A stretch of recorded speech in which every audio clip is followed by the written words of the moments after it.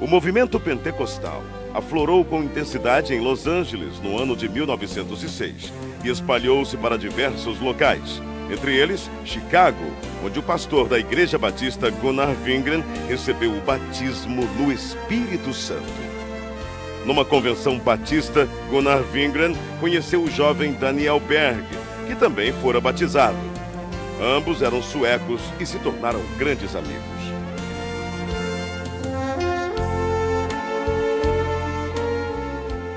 Mais tarde, em South Bend, durante uma reunião de oração, Gunnar Wingren relata aos presentes o que Deus lhes havia revelado. Brothers, the Lord has shown us that we must go to South America, to a place in Brazil called Pará. Neste porto, em 19 de novembro de 1910, o pastor Gunnar Wingren e o irmão Daniel Berg desembarcaram em terras brasileiras, como nos conta o presbítero Pedro Silva. Conforme a história dos antepassados, porque eu não assisti, que não era nascido nesta época.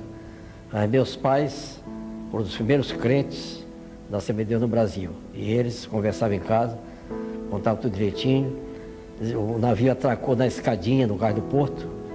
E eles saíram do navio com as suas maletas na mão. E sem destino, porque não conhecia nada e tampouco não conhecia a língua. Saíram em direção da Avenida Presidente Vargas. Ao chegar na Praça da República, sentaram em uns bancos de mármore que tinha lá naquela época.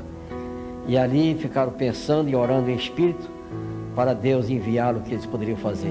Sem rumo, sem economias, numa terra de um povo completamente desconhecido. Esta era a situação de nossos missionários. O futuro era uma incógnita. A única coisa de que tinham certeza era que o Espírito Santo de Deus estava com eles.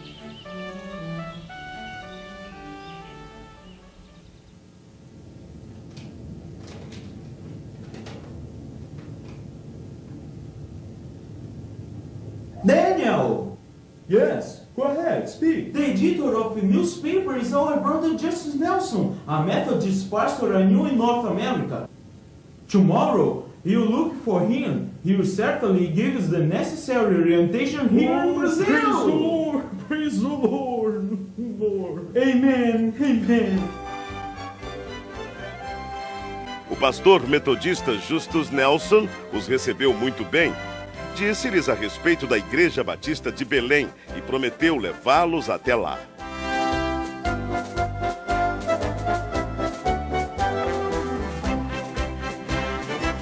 Na pequena Igreja Batista, os missionários conhecem o irmão Raimundo Nobre, líder do trabalho batista no Pará, que ofereceu-lhes abrigo nas dependências da igreja.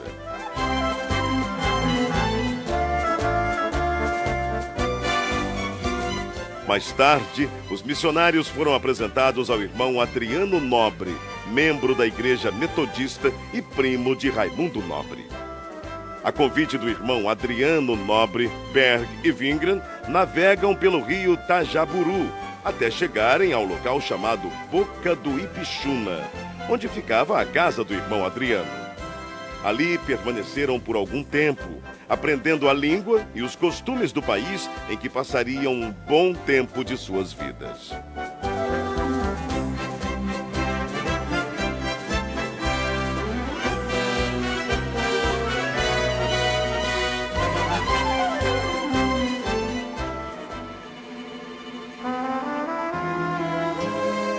De volta à Igreja Batista, não cessavam de orar dia e noite, avivados pelo Espírito Santo.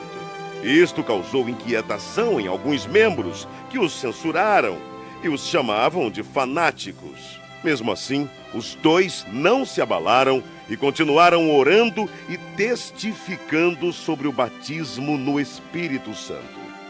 Em 2 de junho de 1911, o Senhor batizou a primeira brasileira a crer nas promessas de Atos 2:39. Irmã Celina Albuquerque estava orando em sua casa quando começou a falar em línguas estranhas pelo poder do Espírito. Irmãos, o que tem acontecido aqui, o que tem acontecido conosco, é maravilhoso.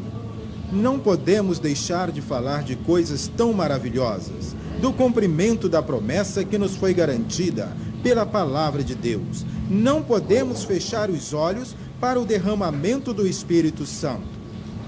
Irmãos, não podemos deixar que doutrinas estranhas invadam nossa igreja. O fato gerou uma grave polêmica na igreja. A maioria creu na doutrina do batismo no Espírito Santo. Entretanto, outros membros, liderados pelo irmão Raimundo Nobre, rechaçaram completamente a ideia e votaram a favor da exclusão dos simpatizantes ao movimento pentecostal. As 17 pessoas que saíram da Igreja Batista se reuniram na casa da irmã Celina e ali, juntamente com os missionários Daniel Berg e Gunnar Wingren, abriram um novo trabalho. Enfim, em 18 de junho de 1911, na rua Siqueira Mendes, número 67, começava a se estabelecer a primeira Assembleia de Deus no Brasil. Enquanto o pastor Gunnar Wingren pastoreava a igreja em Belém, Daniel Berg saía como colportor, vendendo Bíblias e pregando o Evangelho em diversas cidades.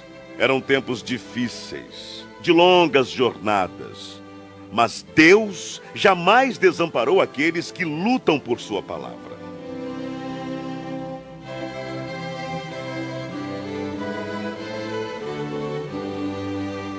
O desafio era muito grande, mas a obra de Deus crescia cada vez mais. Absalão Piano, pastor pentecostal brasileiro, ordenado por Gunnar Wingren em 1913, em Rio Preto, Tajaburu do Norte. Depois dele vieram Crispiano de Melo e Adriano Nobre. Neste mesmo ano, o pastor Gunnar Wingren deu início ao trabalho missionário brasileiro, enviando para Portugal o irmão José Plácido da Costa e família. Em maio de 1913, o trabalho foi estabelecido e os portugueses passaram a conhecer a mensagem pentecostal. Mais tarde, o irmão José Matos se juntou ao trabalho. 1914. Estoura a Primeira Guerra Mundial.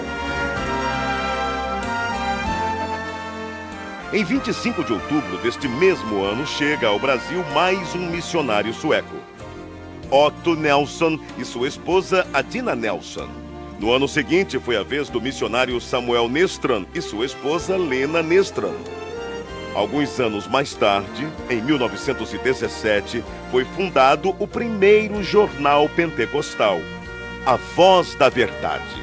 Esse jornal circulou por apenas 3 meses, mas os irmãos da Assembleia de Deus em Belém reconheceram que era necessário divulgar as bênçãos de Deus para todo o povo e, para isso, lançaram mão de um novo jornal, A Boa Semente, cujo primeiro número circulou em janeiro de 1919. Estava lançada a Boa Semente da Literatura. Em 1921, chega ao Brasil Niels Nelson, um jovem de apenas 26 anos. Impulsionado por Deus, veio somar esforços à evangelização. Nessa época surge o primeiro inário da Assembleia de Deus, o Cantor Pentecostal, com 44 hinos e 10 corinhos. No ano seguinte, foi criada em Recife a Harpa Cristã. A igreja crescia e já se espalhava por vários pontos do país com o apoio de homens de Deus como Eurico Bergsten, Bruno Skolimowski, Gustavo Nordlund, Joel Carlson, José Menezes, Niels Karstberg, Cícero Canuto de Lima, Paulo Leivas Macalão e Francisco Gonzaga, que, inspirados pelo Espírito Santo, dedicaram suas vidas desbravando os caminhos da fé, abrindo pontos de pregações em diversas regiões do país e contribuindo para que a Igreja de Deus crescesse cada vez mais. Para recordação e agradecimento a Deus pelo que Deus tem feito através de homens que em si nada eram, mas que eram cheios do fogo do Espírito Santo e que trouxeram uma mensagem poderosa. E as portas do inferno não têm podido prevalecer até o dia de hoje.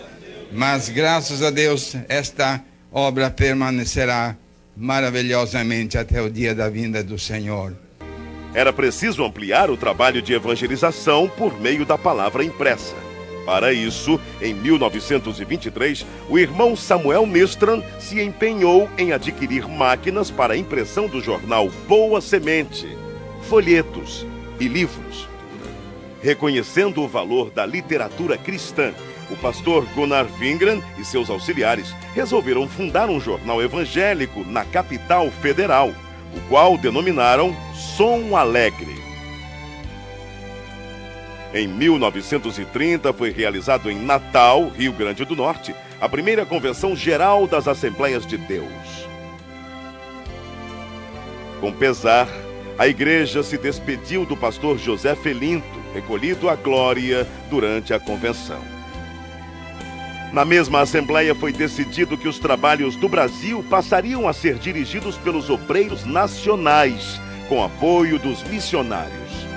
Também foi decidido que os jornais Boa Semente e o Som Alegre se uniriam num só, formando um novo jornal que se tornou um órgão oficial das Assembleias de Deus do Brasil, o nosso Mensageiro da Paz.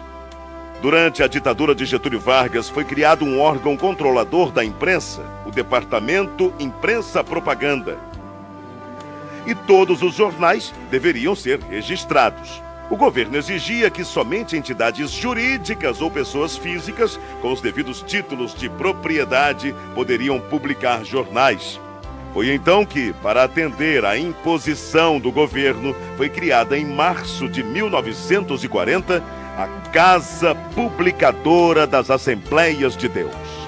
Na verdade, a CPAD era formada pela redação do Mensageiro da Paz e teve vários endereços. Iniciou na Rua Figueira de Melo, número 232, ao lado da igreja. Depois passou para a Praça Marechal Deodoro, número 338, atual Campo de São Cristóvão. Em 1946, a CPAD passou a ser propriedade da Convenção Geral. Nessa época, deu-se início a uma campanha para a aquisição de uma propriedade onde funcionaria a gráfica do Mensageiro da Paz, que até então era editada em gráfica particular. Após vários meses, finalmente era lançada a pedra fundamental, a Rua Olindo de Melo, número 581, atual São Luís Gonzaga, 1951.